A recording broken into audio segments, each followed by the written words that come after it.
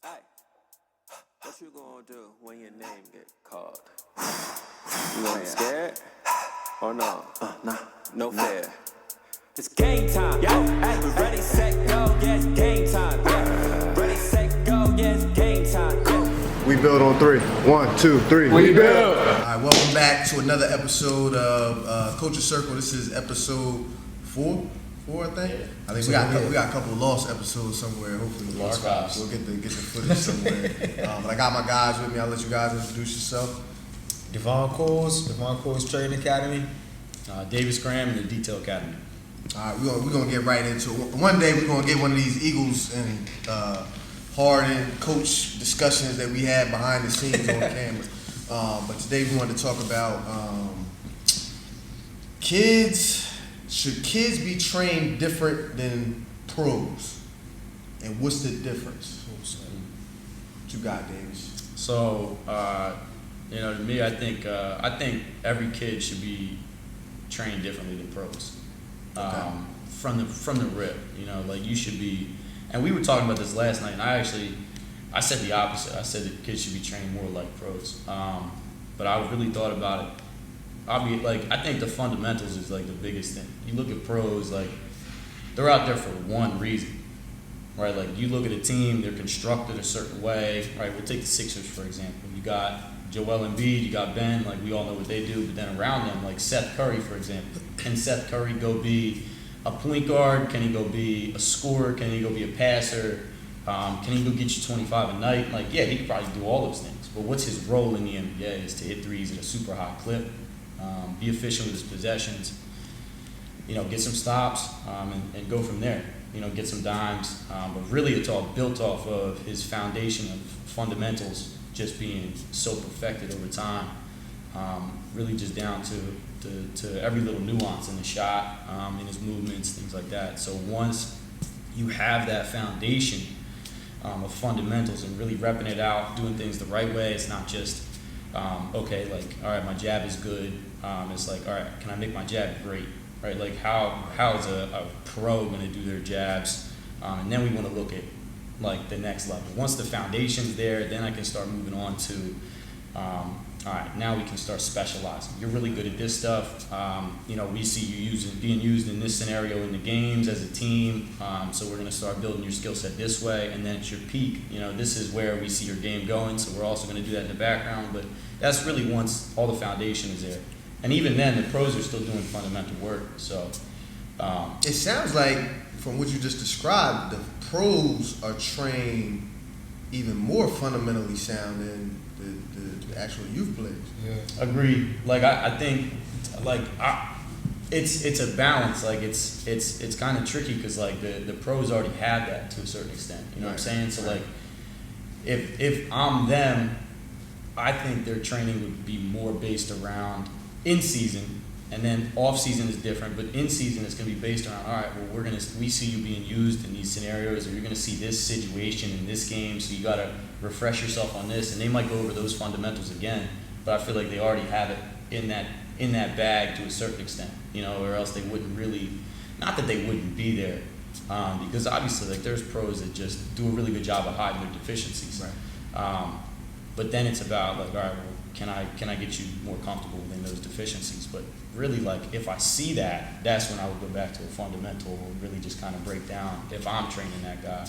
But That's you. I think you brought up some great points because it's really about honing in on the fundamentals. Because I hear a lot, like I'll hear guys on Instagram or Twitter, whatever the case may be, and there's like a negative stigma regarding if they see a youth athlete doing a certain type of move inside the gym, and they'll equate it to a pro move. I hear that all the time. So can you tell us a little bit about what's the difference between a pro move and a just a basic youth player? So similar to what you said, the main difference is just the opportunity and what you specialize in, right? So if I have a kid that I need to teach the fundamentals to, that's what I have to do. I can't, you don't build a house starting from the roof. right? So if that's the NBA, I can't teach you what these guys are doing because they've already done the steps from here to here. They've already gotten to that point. So when we talk about the drills these guys are doing, that's because they've already done the groundwork. You can't just jump into it thinking you can do what these guys do. It doesn't work that way, right? So with the stigma, I believe some of it comes with them not understanding exactly why a trainer may be doing what they're doing. But some of it is also some of these guys know, like sort of how we know, not to sound cocky or anything like that, but you can't put the same opportunity on an NBA player that you would put on a youth player, because going back to what you said about specializing in certain areas, I may have a guy like that's just a 3-and-D guy, right? And if I'm training him, I might not be. I sure I could teach him off the drill moves and things like that. But realistically speaking, if he's just on the Raptors to play D and shoot threes, when is he going to get the opportunity to do that? You know, so I think it's also a matter of you training them to do what they're going to be best at doing. And a lot of times that's not everything.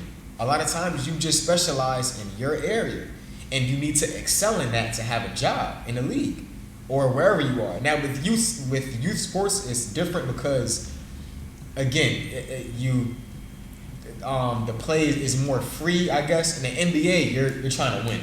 Like college, you're trying to win. High school, you're trying to win. So I had to implement a certain game plan, not only for my team, but to beat this other team.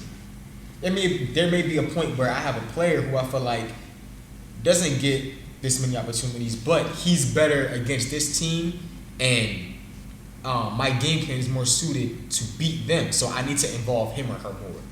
It's as simple as that. Like, but So when is it okay for us to start restricting players to a certain skill set? Like, at what age does that start? Because you brought up a great point. In the NBA, there's certain roles that you're trying to play, but the same can be said about college. The same can be said about high school. It's roles that you want to play, and this is where I get. I like to differentiate the coach and trainer position, because from a coach's standpoint, as a coach, that's my job. I'm going to limit your role to what I feel we need in order to be successful as a squad. But as a trainer, that's not my job to limit you in your skill set. My job is to expand your skill set as far as I possibly can. Now, if you come in and you ask me, like, yo, I just want to work on handles, or I just want to work on my shot, or I just want to work on this specific game situation, then okay, that's fine. But if you asking me where you need to get better at, and I see something needs to go better with your footwork or something like that, I'm going to expand that as much as I possibly can. So when is it okay for us to start limiting players in their roles? I mean, I think it's as they really start to get further in their development. You know, like a coach once told me, like, as a college coach, there are no 6'3" or under 3-and-D players.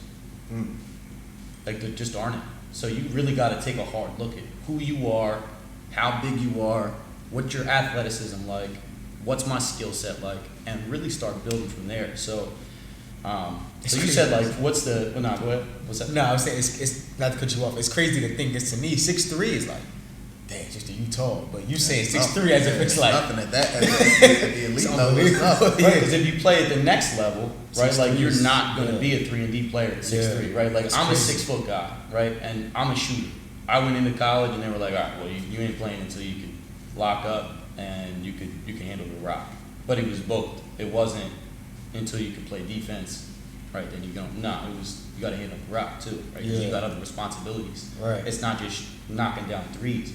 Now, that was my role in high school, was to be the scorer. I could score in different ways there. How I think is the best way to kind of build on a skill set like that is, like, in high school, I had a role that I had to fulfill. I had to score X amount of points. I had to put this many shots up. I had to be a shooter. I was really in charge of spacing the floor. I was the main contributor to that. So in my workouts, they really reflected that. I got a ton of threes up. And that's how I started everything. I'd start off with form shooting. I'd go outside, get my threes in, And that's like the basis of my game. So to go back to you, I'm building a foundation there. Yeah. And then building off it as a coach perspective. Now, how I would build off that is like, all right, I got this guy. He's a shooter. Let me get my reps in shooting. Let me outbound some shooting. You know, let's say I have an hour workout. I might do 20, 30 minutes of that. And then the rest of it is, how can I expand on the box that he's already been put into? Right? So as a coach, you're given this box. Like I give these players a box and say, all right, you got to fulfill these roles. Right, like right inside here, and this is what I need out of you. That doesn't tell you what your ceiling is. This is what I need, bare minimum. This is how you're getting on the floor. But if you can contribute in other ways and you're doing that stuff, you can stay on the floor and then expand your role. So as a trainer, that's our job. I try to expand the role as much as possible, you know, and really trying to dance beautifully inside that box that they're given. Right, Yeah. not just dance really well. But that, you know, really put things into perspective for them. Like, all right, well, you're given this, but we can still work out, do everything else. So if I got a shooter, go back to that example, yeah, I'm getting catch and shoot off of every kind of footwork I can think of, and maybe just dribble up the floor, pull-ups, things like that. But from there, what am I doing? Catch rip, right? Catch counter, catch pump go, right? Like now I got to build up that skill set. And then the next level off that, maybe I can start building off, right? If it's me going back to high school, like if I'm building myself as a junior, senior, now I got to start working ball handling in towards the end, create some space, get my own shot off. That was one of the things I struggled with when I was younger. You know, I could shoot over people all day long, but I couldn't really create the space, so it was tough shots. So like you got to build as a coach, but you also have to build as a trainer, just in the back of your mind, like, all right, like this is what the coach is going to want. This is what's going to make the player good. This is what's going to make them cohesive as a unit, as a team. Just those two, right? Like the team or the coach and the player. But this player can also do, you know, X. So we want to see them, you know, grow towards that direction. Gotcha. How involved and how much feedback have you seen from like parents of kids that come in, as far as like how involved are they in the game planning of how their son or daughter is going to, how they want them to evolve, how involved are the athletes in discussing with you and identifying exactly you know, where they want to be at as a player? I believe more so now I see it to a higher frequency than I did before.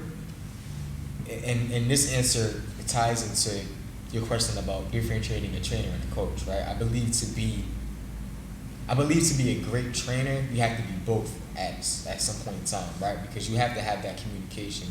If you're not having it with the coach, with the parent, and with the child, like I've seen you ask kids before, like, how was your game?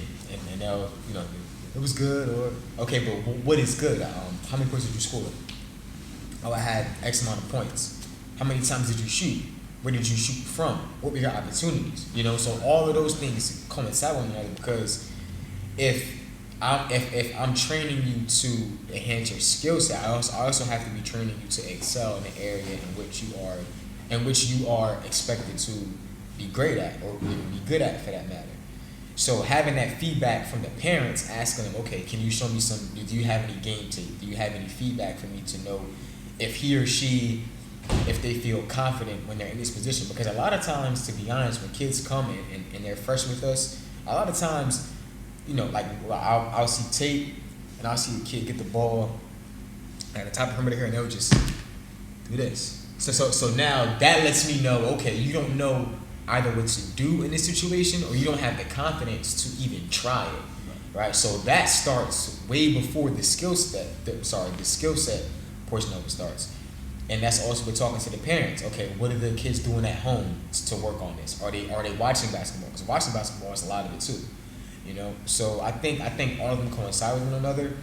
I feel like more so now than before. I take the approach to ask the parents myself rather than letting them come to me and do it, because I want to give the players the best opportunity to excel. So rather than waiting for it to come to me, I want to stop you for a second, because you brought up something very, I think, that's crucial, that's missing with this generation. You talked about watching the game. yeah, Bro, I can't explain to you how many times I get a kid in here and they claim they want to be the greatest player of all time, but they don't watch basketball. Yeah, great. How does that work? And the crazy part is, right? If you watch the game, not even at just the NBA level, but just watching the period, you just learn so much because now you learn it's not about dribbling X amount of times and trying to score. Like there's so many different nuances to it, and watching it makes you understand that. So now when we train or working on dribble handoff, pick and roll. I remember last year I had to. I'm not gonna put the kid out there, but I'm working on pick and roll, and he's like, "Oh, we're doing this again." But if you watch the game, it's a pick and roll on almost every single play. And because he ain't mastered it. Yeah. Because he ain't mastered it yet. He uncomfortable. He uncomfortable being uncomfortable. So now he want to move on to something else. Pick and roll again. But yeah, it's pick and roll again because if you want to play at that level, you're going to be doing that almost every night. Right. And you have to know what to do when you get in that situation. I'm not going to teach you a bunch of dribble moves. Not that they're not important because they are. But being able to work in different offenses, different systems matter more, and we see that now with Harden, right? Like with the no. I got you. Listen, no. Listen, no. What I'm saying is when they're talking about these trades, like in all seriousness, they're talking about these trades. They're not throwing out any team. They're throwing out teams that he's going to fit into, and what the team can bring to him as well. I'm not talking about sending Harden to the Pelicans. So let's talk about that, right? You know what I'm saying? Because it matters. Let's talk about that. The system matters. So does the system matter? Should a coach try to fit a player into their system, or should they fit the system around the player? It depends what comes first, kind of to me. The chicken or the egg. It's the chicken or the egg. Yeah, what comes first? Which one? So it depends. In my opinion, it depends fully on the talent you're dealing with. Okay. Like so, if I'm a coach and I got somebody that's coming like James Harden, obviously I'm gonna change stuff. I'm changing stuff up, right? Like for James Harden, you would change it. You would change the system for James Harden. I would change it a little bit. I would change it a little bit because he's got different strengths than other players do. So like if unique skill set. So yeah, I mean unique skill set. I mean, listen, like so as much as we grew up thinking most of his shots that he's taken are probably not bad or probably not good shots. If you really look at, so this goes back to like watching basketball, not just watching highlights too. Right. You can see like almost all of his shots are so efficient. Like it is without, but because it's constructed a certain way around him. It's constructed a certain way. So like once he gets into his move, once he gets into his bag, like he's pretty on balance most of the time. He's straight up and down. You know what I mean? Like he might have a hand up, but it's not really going straight up. It's coming at him, so it's not really a great contest. Get into the foul line. So like to go back to your question, like I'm going to change my system because he can go give me 35 a night. So why wouldn't I? But if I got a guy that's like, let's see, like if I'm the Sixers, and let's say they had Doc last year, and they go from the shooters they had before to the shooters they have now, to where it was like Jay Rich, Thibault, people like that, Harris, to now Harris, Thibault another year. You got Seth Curry, like that. I wouldn't really change. I would kind of tweak and like, hey, this is the system, but your strengths are here. Maybe Seth shoots really well from the wings. I'm gonna try to get him on the wing more, or things like that. But for example, like I would almost always try to fit my system around the player, because at that point, like, why would I? Like, I'm putting a player into a box unnecessarily. And this is just my opinion. Every coach is different, but I feel like I'm putting players into a box unnecessarily by limiting them. If I'm putting them into my system, because now I haven't really given it a full thought on what if we were playing in a different system, could they be better? Because realistically, if I sit there and think about it, and I have a whole, if I have a handful of new guys, or even like three. I'm like, as a college coach, we have 3-4 new guys every year. If it's a 4-year program, 6 or 8 if it's a 2-year program, like I was in. So, like we're going to keep, for the most part, the same system, but we also want to reevaluate every year, just to like, are we really doing this the best we can, right? Because if we're not, then we're doing ourselves and the team a disservice by keeping that same system, and we might be fully confident in it and think that the players could do it and all that kind of stuff. But like, if we didn't take the time to really sit down and say, is there another system that will work better? Is there another way we could use this, or even just like add to the system? Like, instead of, dribbling the ball up, maybe you pass the ball up. For example, like one of the plays that we'll run, we'll swing it right up to the wing, get the ball up quick, get it in. Right. So, you can kind of change things based on that. I would always change it for the players. Deb, you a system guy. Talk about it. Wow. Talk to us, Pop. So, it's twofold for me because I feel like, what is the system before the player gets there, and what is the coach? Like, what is the coach's reputation before the player gets there, right? So if we're looking at, before you get started, Yeah, though, go ahead. what is the system to you? So, like, is that like an offensive set? Is that like a series of it's possession geared- plays or what? Yeah, it's geared around my one or two best players. Okay. All right. So if, for example, I know it's a bad example because it's so predominant, but if I'm the Warriors, right, implementing Kevin Durant into the system really isn't that difficult because when he went there, he had the intention on playing more off the ball, not having that much responsibility as he had in Oklahoma City. So now when he gets there, the ball movement is off the wall. So he's not required to do so much, right? Now if we change the situation to putting Harden in Philly, do you keep Ben Simmons there or do you keep Embiid there? Like, that question is different now because of what the system around Ben Simmons and Embiid is at this moment in time. I believe having Harden and Embiid would work better than having Harden and Ben because you have that pick and roll with Harden and Embiid and you have different options on the scoring level. But again, it's based around who your best players are. So to me, that is the system. Like, if I don't have, I guess, a star or 2-star players, my system is just whatever I have to do to win my next game. That's it. So as a coach, this is like, I don't feel like I can be that egotistical that I have to have my system in. Like, I can't go out there and play no more. I'm coaching from the sidelines. I have less of an impact on the game than ever before from the sidelines. Like, yeah, you can do certain things in practice, but I'm not out there playing.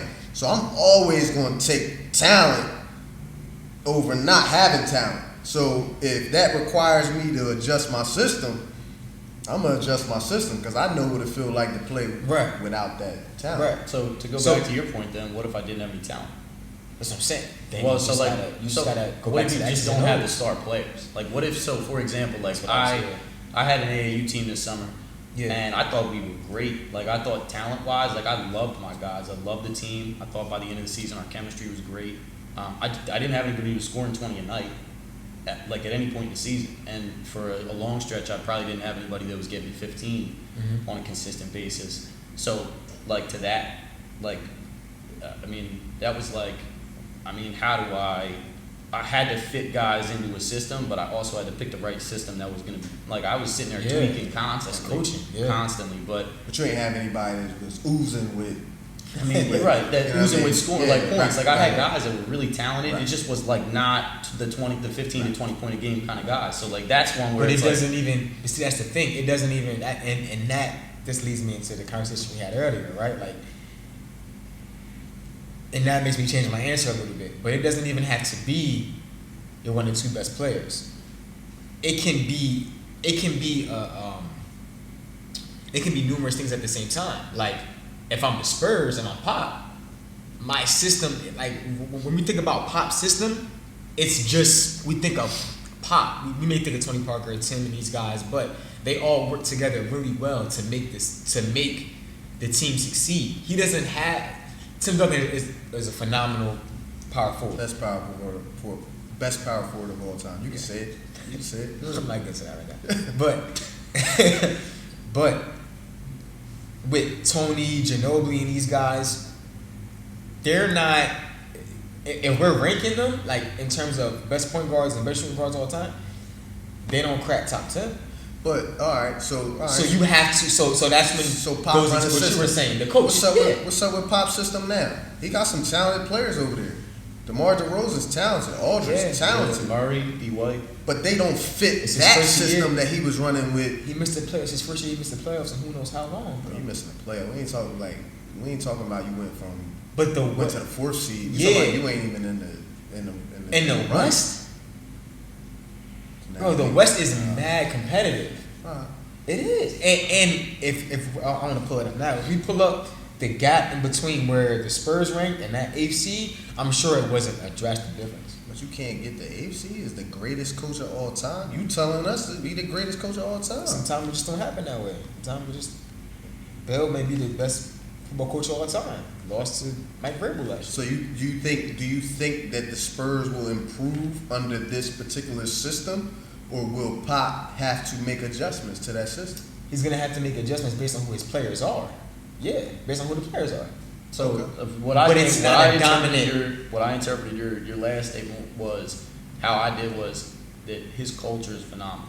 Like his culture and his environment that he's got the guys in, like, shouldn't change. You know what I mean? But that system is probably gonna change because that system's gonna adapt over time to whoever he's got. But he's gotta tweak it. He's gonna go back in his bag and see how he can get the most out of these guys. And you're adapting to a new NBA at the same time. Like the NBA players are shooting more threes than ever, right? So you're also adapting to that, and that's what I'm getting at in terms of your system. Like, you have to adapt, but you also have to make it better. You also have to put your players in the best position to succeed. So how do y'all feel about that? Because yes, the game is evolving. A lot more threes from the NBA. Thanks to you know who. And that's trickling down. How do you feel about that at the high school level? Don't do it. Like, I don't. This like, I don't know if you're thinking it, but this notion that Stephen Curry ruined the game. If you can't shoot threes, don't shoot threes. Period. That's it. Like, I don't understand that. Like, he can do that because he's worked up until this point to have that confidence and the repetition to do so. If you can't do it, don't do it. And as a coach, if you let your players do that, you are just as a fault as they are. Period. That's it. So, in my opinion, I think as a coach, one, there's only two things that ever happen on a basketball floor, right? And it's either something that I've taught or something that I've allowed. So if you're doing that, I'm either teaching it or I'm allowing it, Yeah. right? And if I don't have shooters, I can't be allowing it if I'm a great coach. Now, as a player perspective, like, that's tough. I'll be straight. I'll be straight up honest. I think, and I can only pull from my experience. I think if you got the talent, you should fire away. You worked on it. That's why. But because when does it become you worked on it? Like, when are you certified? Because as I'm working killing on it? in practice. You're showing in practice, and it's not like we talked about that the last one. And that's But like, a coach, you might not ever get that opportunity to showcase that you can do that. Like, you might not ever get the chance. Like, I use my daughter for example, right? I use my daughter for example. Your daughter is a sniper. Correct. She can shoot from the hash, right? Yeah. That's because she been shooting from the hash since she was in 4th or 5th grade. That's my point. But that's only because I allowed it. As her, I was her coach. But so you also see her doing it aside from the game. You know she works on it. right. Right, but she go anywhere else, that's a bad shot. It's not. Right, so like in my opinion, like, pulling from my own experience, right? Like, as a high school player, I could shoot from the half court line. My coach might have blinked an eye, but he wouldn't have said anything. As a college player, now if I shoot, like, I got to Ryder and Rutgers, and it was like, yo, you better, like, crawl up on that line. And I was like, you got it. I mean, like, to me, like, that was just crazy to me because, like, again, we go back to, I couldn't really dribble. Right. I mean, if I'm trying to make space, like, one, my role is to shoot. I'm just stepping back and firing further. So, like, I really had to showcase that in practices and open gyms. So where's the line? Because like, where you get that from? Like, you at Ryder, you ready to let that thing go? Your coach like, yo, you gotta get closer. Before you even really showcase whether you can or cannot, you might have been successful on that shot, and he telling you the same thing. So now it's messing with your mental. So I have to do it. One, I gotta be stone cold. Like, at that point in my life, like, I wasn't as truly stone cold. Like, but like, in all honesty, like, how many coaches have you had? It's a certain confidence that you have in your game. And why is because I put the shots up. Because you know he put the work in. So I mean, I was putting the shots up every day. So I wound up working into that at some point. But it was like, and then when I went to Ryder, now I had all these other things that I was working out. I was doing all kinds of new work, and now I didn't put as many shots up. I wasn't hitting as many, so I didn't have the luxury of moving back as much, and I had to whittle that away and get back to it. Like there was a period in time where my range disappeared because I was lifting so much. I was working on my handles. I had other things I was focusing on, and then once I started missing shots, and it was like, yo, what the hell just happened? Like then I had to reel it back in. Because it ebbs and flows, right? Even as a player, like there was times, like I know going back to high school, like there were times where I wasn't coming up and shooting like that, and then there was other games where I could come up and shoot from 28, and it was fine, right? And it wasn't like some big deal to anybody on the floor that was on my team because they knew, all right, the context of the situation. Oh, Davis already got X amount of shots up. We seen him get hot the last week. We'll go from there. My best example is, again, like just pulling from personal experience. I went super cold the day or the game before one of my best games ever. But every shooter, bro. Every shooter gets cold. Right, but exactly. Like so, but between that and the next one, we didn't have. I played with a 6'10" guy. We didn't have the 6'10" guy in. We were playing the best team on our schedule. But I put up thousands of shots between the games, thousands in like 2 or 3 days. I mean, it had to be 3,000 or 4,000 at least because I had missed them, and then I came back the next day and I had my best game ever. I was lighting it up. I couldn't. You felt like I didn't miss. Put it up or not. I literally didn't miss the whole half because I came in and it was just shots in between. So, but like that's they all saw me in there. Right. So my coach the next game was like, all right, he fired because he's been in the gym. Right. He's staying after practice. He was in here in the mornings, right? Like my teammates saw that. So now if you got to get in the mindset as a player, like. Yo, if the guy's passing you the ball, don't care if you shoot out there, every time you touch it, you're in a great place, right? Like if you're wide open and they're yelling at you for not shooting the ball, now I know I should be shooting that every time, right? Like the confidence builds slowly, but it's built off every rep in the gym and then going out and saying, all right, like I gotta hit the ones on the line before I start firing away. I gotta hit the open shots off the swing before I come up and pull off the dribble. Like I have to do the baby steps, like what Devon was saying a little earlier, right? Like build the foundation, hit the corner threes, hit your open shots, hit your mid-range shots, go get your layups if you're missing shots, right? Like go contribute other ways. Now I have a possession I can waste every once in a while, quote unquote waste. But let's say I'm 25 feet out, I've already done all these other little things. I'm coming off a make. Right. Who's gonna say anything? And to piggyback off of that real quickly, that starts. As you said, with the repetition, even being a great shooter that you are and were at that time, having that cold spell and still being like, all right, no, I got to get up these 1,000 shots. I got to keep working. I got a big game.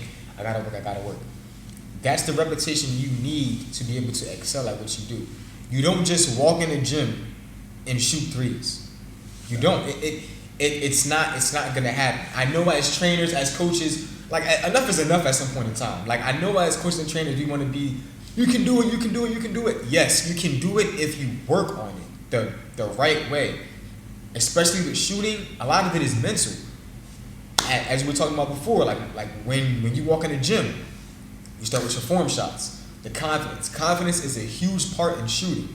Like you said, if you miss your last shot, I feel like the next one I'm going to take, I'm going to make it. Not arrogantly, but knowing that you put in the right amount of work to make that next shot. Right, and like not to cut you off. You must remember, like, seeing the ball go in. Like as a shooter, you could tell like when you start missing, right? Like if you put enough shots up, you'll truly just be able to feel. You know, like it's you miss a shot, it's short. Okay, I'm just gonna flick my wrist no this time, right? Like all right, I'm already reset, right? Like but that comes with putting up all those shots before, right? So not to cut you off. Comes with experience. Yeah, that's all. I agree, bro. Like, and like, I'm not even just to make it about mine, because I wasn't the greatest shooter. I could have been better. I had a lot of different things that I should have been working on too. But like, that was the whole reason I got to where I was just having an elite skill set and then building off that, right? But like, the reason I was shooting far out was because my freshman and sophomore year, I was hitting everything open. Yeah. And then in open gyms, right? I played open gym every Saturday my entire high school life. And every Saturday, my high school teammates were there. Every Saturday, they'd see me shoot the ball. So like, now they trust you to do that. After a certain amount of time, right, now you start getting to that point, right? Like, we go to open gyms, and we would straight up call Phoenix Suns. And, I mean, me and my boy AJ from high school would literally cross half court and start pulling. an open gym. Like we'd get up 5 to 10, and we would just go for kill shots all day long until we got it back down to tied, and then we go from there. So that's where you got the range from, right? Like if you're in a position where like, all right, my coach doesn't believe in me, right, and I can shoot the ball, and you know you can shoot the ball, then you got to get in a setting with your teammates. Because if your teammates are now saying, all right, They like their trust body you, yeah. language tells you everything. Because if you see a guy shoot the ball that you know can't shoot the ball, you're like, You I'm open. I'm like swing the ball, right? Like everybody does that. do right? what it is, like, oh, come on. But what happens if I swing the ball to you and I know you're gonna, and I feel confident in you making it? I turn around, I put my I'm hands up like, out, bro. I'm Yeah. out, man. Like Go back I'm down the out court. of it. Right, like Yeah. so. Yeah, I'm down the court already. Like, yeah, good hit, Yeah, that's good hit. good. Let me get back on defense. Yeah, get back on D. Right, As soon as you put it up. that's a you know, body go like language that. thing too, right? And it's also like I can see it in the movements. Are you instantly swinging to the shooter, right? Like, are you a decent shooter, but you're gonna swing it to the better shooter, right? Like those kind of things really tell me a lot, right? Like to go back, not to make it about me again, but to go back, like my teammates, I really felt like just didn't even care to a certain extent. Like it was almost to a point where it was like, am I shooting too many threes off the catch? Because like they wouldn't even say anything to me sometimes because they were just like, all right, he's open, he's gonna shoot him. It become the offense. What's that? Essentially, it become the offense. You- It Your does. system, bro. Well, we were one of the teams that led the state. We were like, I mean, we had the top 5 in threes attempted my senior year. Right. Like we had to be. We were a number 1 most of the season, just in attempts as a team, just pulling them. Because I mean, that was our skill set. So again, like going back to it, you got to know what your skill is as a team, as players. Like I had one big guy. I had a bunch of guys that could kind of shoot, and I didn't really have much else. Right. So we shot the ball. You know what I mean? So like, but we got shots up. So like when we walked into gyms, we were hitting shots.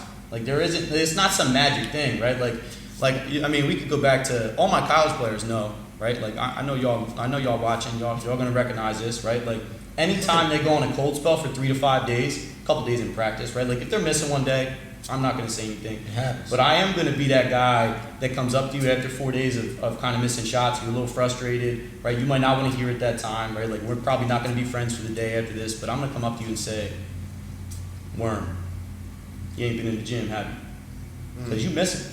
It's not magic. If you've been out of the gym for five days, you haven't shot a ball, right? Then you walk in the gym, you're not gonna hit like you were 5 days ago if you've been in the gym constantly. Nope. If you're a shooter, you ain't been shooting for 2 weeks. Now you cold. You've been shooting a month. Right. Now you really cold. Right. Right? So like the longer you go without shooting, the colder you're gonna get.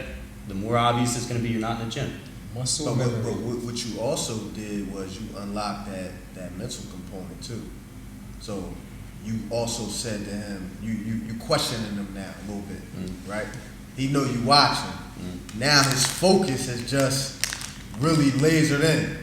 All right, now I gotta tune it up, man. Right. I gotta tune it up. And you do it here in training. all You know, the how many times you gonna miss, bro? I mean, trying to count it. You know what I mean? Yeah. And at that point, all of a sudden, you know, the click. focus, boom, they back in line. Yep. Bang, bang, bang, bang, bang. So that's definitely important, man. Hitting that focus. One last thing.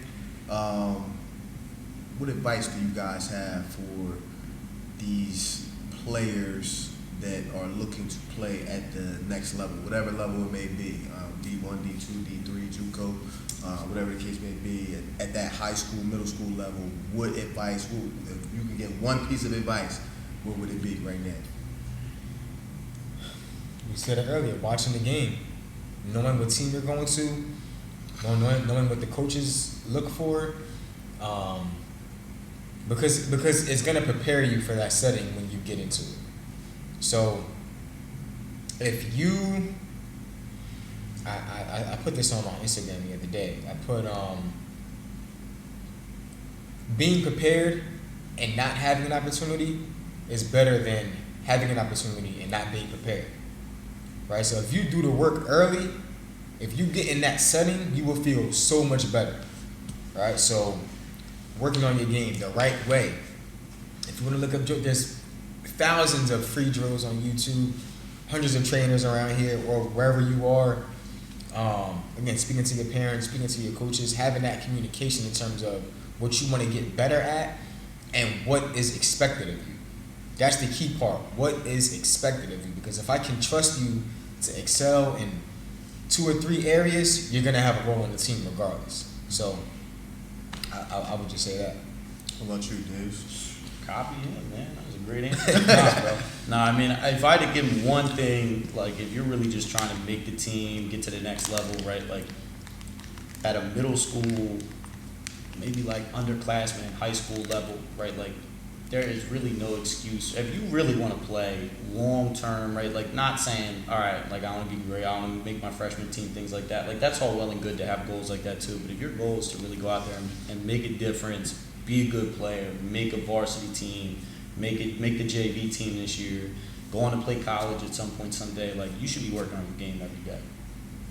Right? Every day you should be getting better. Like, there really isn't an excuse to not get better in some way every day. Right? Like, there's 24 hours a day, 7 days a week. Yeah, we need rest days, right? But on a rest day, like, what does that mean to you? Are you watching basketball? Right? Like, on a rest day, can I do dribble drills? Right? Like, yeah, like, I can do dribble. Am I stretching?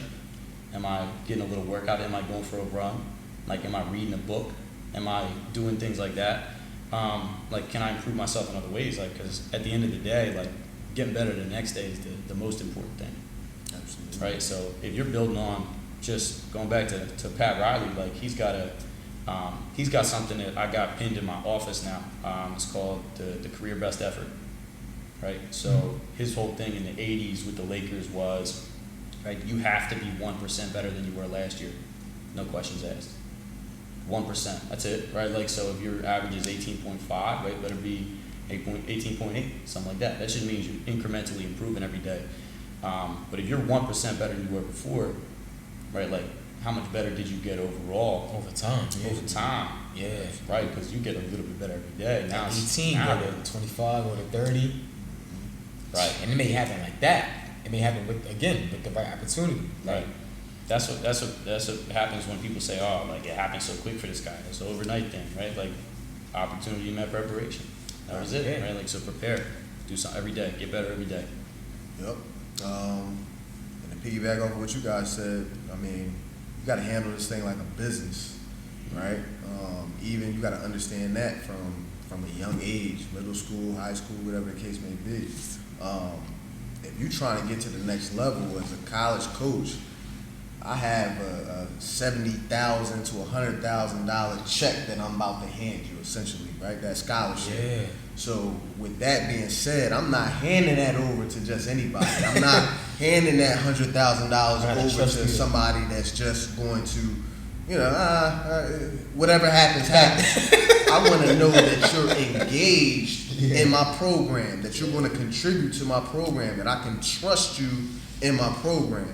So, players, don't be scared to market yourself. Learn how to, communicate, introduce yourself. Your Instagram stuff, all that stuff. You gotta be locked in, because if not, man, you're going to fall by the wayside. So handle this thing like a business. And you can love the game and handle it as a business at the same time.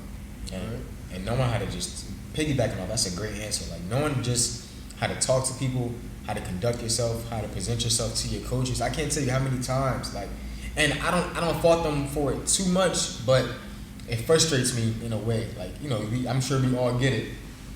We get an Instagram DM. Yo, what's up, my guy? Can I get a session? Like, you know what I mean? Like, and this is my first time interacting with you. It's that already. I mean, I don't.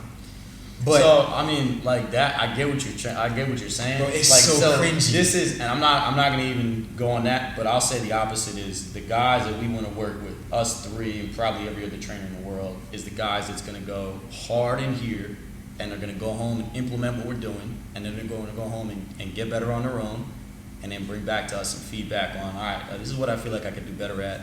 This is what I feel like helped me a lot from the last session, right? Like, if you're just out here trying to get a couple sessions, like, straight up, if you're gonna come in here and work with us twice, you might get a little bit better, but, like, at the end of the day, are you really getting better long term, right? Like, are you getting better next month? Are you better next month still? Like, cause that, like, you work out with us one time, it's like, whatever.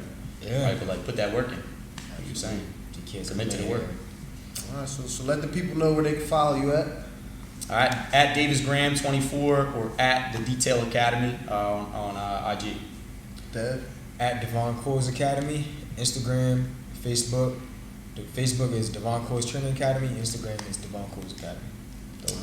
Appreciate y'all tuning in, man. We build basketball. Oh wait, tell me. Make sure y'all stand up. Oh, come on, Make man. sure y'all grab the new The rebuild merch is there. fire. Yeah, the merch is fire. Fire.